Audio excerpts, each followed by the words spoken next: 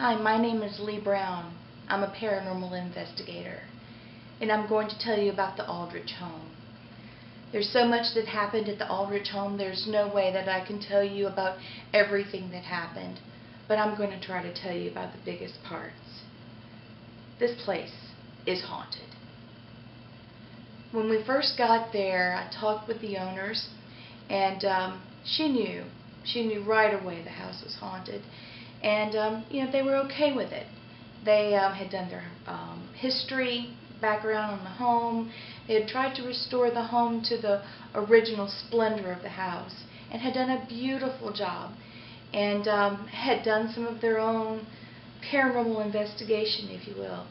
So they had a little bit of experience and a little bit of knowledge of what we might experience. So I had an idea of what we were going into. But I was also surprised because when they showed me the video that their son or nephew had gotten, I was shocked. He was going through the house with a video camera.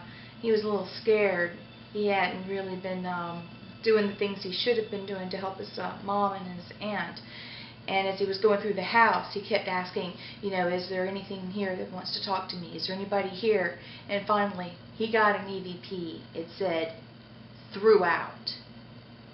It gave a chill to everyone that heard it. What exactly did that mean, throughout? Throughout the home? Well, we found out that there was a huge family that lived there, the Aldrich family. In fact, the house was a very historic home. It was on the National Register. In fact, Mr. Aldrich wrote the paperwork where the South seceded from the Union. He was quite an honorable man. And all of his family members lived in the house and died in the home of natural causes, with the exception of his son, Nathaniel, who died in the foundry across the street. Well, when we came in to start our investigation, my daughter and I often have moments where we have a little bit of sensitivity in a psychic manner. We walked in the front door with some of our gear, and immediately we felt like a presence of being watched. And we felt like we had spider webs wrapped around our ankles, and we felt something brushing across our feet. We had on flip-flops and shorts. Well, later during our investigation, we found out that there were many cats, spirit cats, in the home. Rose, who had been the daughter of Mr. Aldrich, was a ballerina. She'd studied in New York, and she had had 50-something cats. And we had several pictures and evidence, EVPs hearing purring, and actual pictures of spirit cats with the other cats of the Merritts who own the home presently, and you can see the little spirit cats. So we believe that we were welcomed by the ghost kitties as well as the Merritt kitties. Well, as we went through the home, we could still feel the feeling of being watched. But we decided that we would go about our investigation in a proper, honorable manner. We introduced ourselves, and we used simple trigger items. Like, take for instance, when we got to Rose's ballet studio, we used ballet music of the period of her lifetime, trying to use that ballet music and some simple ballet steps as a trigger to see if we could get her to speak with us. Well, what we got back was not Rose, but Nathaniel.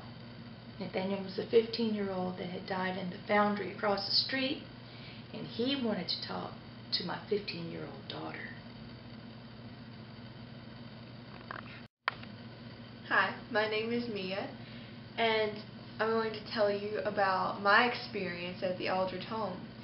My mother and I were up in Rose's ballet studio trying to contact Rose using ballet music and asking simple questions, but we didn't get in contact with Rose. Instead, it was Nathaniel. And my mother, as I said, she was asking questions such as, how old are you?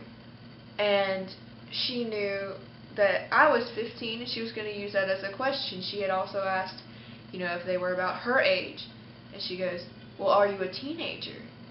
and then there was no response. My daughter's 15, and then we caught on the recording that we got a response that said, "Is she?"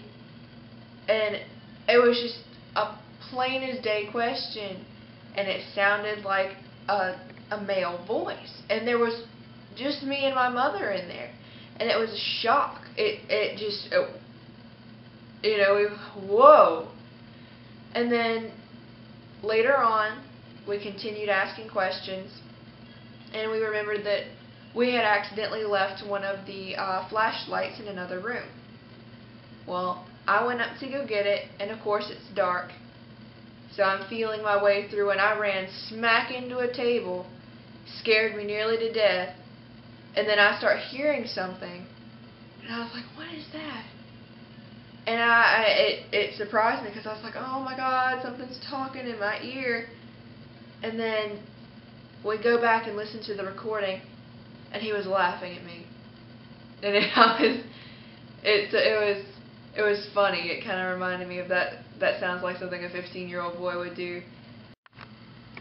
Well, after my daughter and I left the ballet studio, we went down the hallway and to the far back bedroom, to the one we believed to be Nathaniel's bedroom.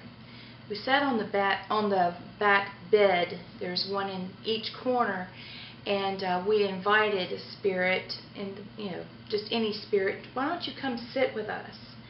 And we felt like a spirit actually sat. We felt the pressure of the bed go down, and the temperature in the room change. And we had a thermometer with us, and we felt and saw that the temperature went down. Upon reviewing our evidence, we saw an orb, which, we're not much on orbs, but this orb had its own light, and it had its own flight pattern. And it left Rose's room, went completely through the master bedroom, down the main hallway to the bedroom upon our request, and sat on the edge of the bed. And you could see the indentation of the bed. And you could still see the light once it sat. So it was pretty significant for us. So that was an amazing occurrence. After that, we also had situations with several of our other investigators. It also happened with me, where flashlights turned on the table, turned on in our hands, one turned on and rolled. And also, at one point, the owner of the home, the lady of the home, came back and wanted to try to speak with the lady of the home who had lived before, Mrs. Aldrich, and we got an audible voice. We could not understand what she said, but all of us heard an audible voice.